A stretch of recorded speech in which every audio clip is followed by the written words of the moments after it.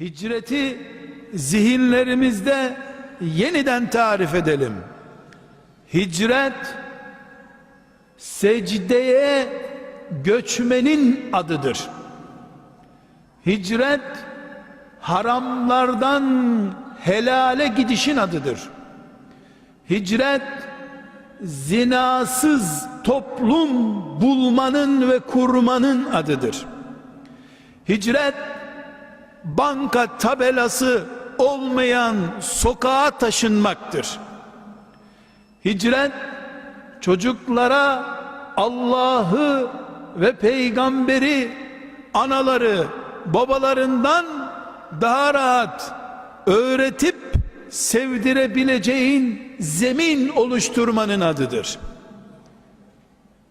Sevgili Peygamber Aleyhisselam Efendimizin ve ashabının Yesrib'e yaptıkları hicret, tarihin bir döneminde bir 10 gün içerisinde olmuş bitmiş hicrettir. Tekrarı da yoktur, gerekli de değildir. Çünkü ümmeti Muhammed devletini kurmuştur, ayetler gelmiştir, sistem oturmuştur.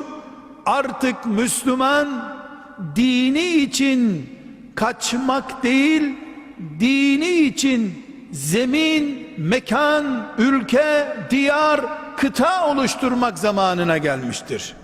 Bunun için Mekke fethedildikten sonra artık hicret yoktur.